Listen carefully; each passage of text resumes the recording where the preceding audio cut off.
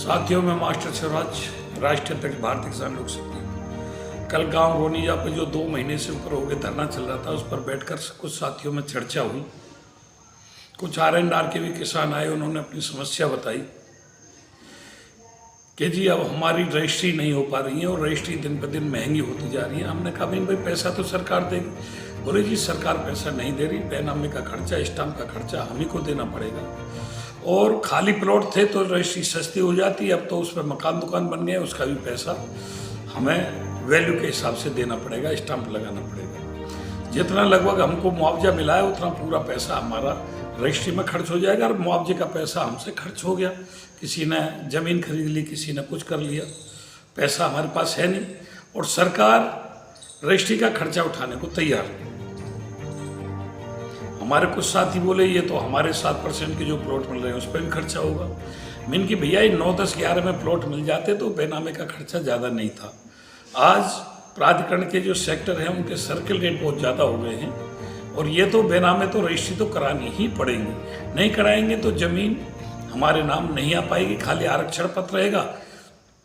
आरक्षण पत्र से उसमें रहते जाओ, तुमको हटाएगा कोई नहीं, लेकिन लोन आदि की जो सुविधा लेनी है वो जब भी मिलेंगी जब तुम उसकी रजिस्ट्री करा लोगे। बोले जी ये तो एक लड़ाई पैदा होगी। मैं लड़ाई तो पहले ही जो हम लड़ रहे हैं। बोले इस आवाज़ को भी उठाओ। इनकी आवाज़ तो उठाएं, लेकिन क्षेत्रवासी साथ नहीं दे रहे।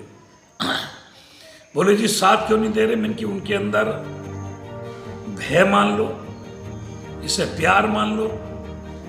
वो ये कहते हैं जी अगर हम आपके धरने पे आते हैं तो हमें टोका जाता है कि अच्छा मास्टर जी के धरने पे गए थे, कल को हम वहाँ जाएंगे तो हमारी सुनवाई नहीं होगी। मैंने कि यार अगर आप विधायक जी की बात कर रहे हैं तो विधायक जी ने तो हमसे स्वयं कहा है कि भाई अपनी आवाज़ उठाओ, लड़ाई लड़ो। वो सत्ताधारी पार्टी के विधायक है, वो किसी को ये नहीं कह सकते कि भाई आंदोलन करो या धरने पे जाओ, लेकिन वो किसी को कुछ नहीं कहेंगे। और तुम्हारे अंदर जबरदस्ती का भय है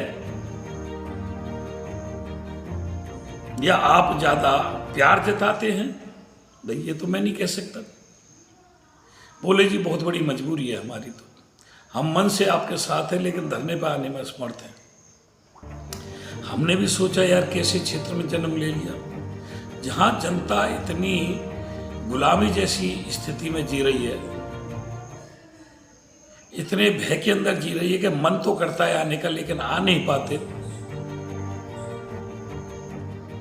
हमको यह छूट तो है नहीं, हमने भी इसी समाज में जन्म लिया है और हम समाज की आवाज भी उठा रहे हैं, लेकिन समाज आने में डरता है। यह बहुत बड़ी विडंबना की बात है। चलो कोई नहीं, लड़ाई तो लड़ी जाएगी। आज यमुना एक्सप्रेस वे के जो आवासीय प्लॉट का रेट है लगभग 60,000 रुपया वर्ग मीटर है बेचने का।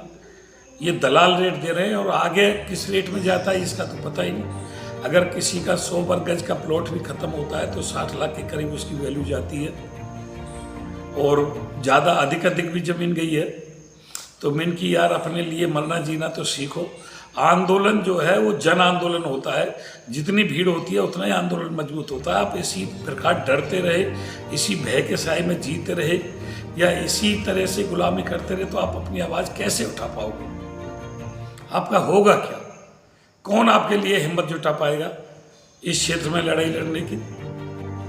पहले ही संगठनों का बंटवारा हो गया, इतने अधिक संगठन हो गए कि घर घर में राष्ट्रीय अध्यक्ष पैदा हो गए और कुछ रह भी गए तो वो इस तरीका से बैठे घर पे कि वो आने की हिम्मत नहीं जुटा पा रहे हैं धरने पर। कहते हैं मन तो बहुत करता है जी आंदोलन में जाके सहयोग करें, लेकिन मजबूरी है हम आ नहीं पाते। ऐसी कैसी मजबूरी हो गई? और हम कहते हैं कुछ लोग तो बकार जाते हैं, कुछ लोग ये कह देते हैं जी आप समझदार तो हैं, आप सारी बात समझते तो हैं। अब पता नहीं हम ज़्यादा समझदार हैं या वो जो घर बैठे हैं वो ज़्यादा समझदार हैं, या उनको एक कलम फांसी हो जाएगी अगर वो हमारे धरने पा जाएंगे तो। इस तरीका का माहौल इस क्षेत्र में चल रहा है। सरकार सुनने को तैयार नहीं। माननीय मुख्यमंत्री जी को किसानों के विरुद्ध भड़का दिया है। उनको ये कह दिया भाई जो किसान नेता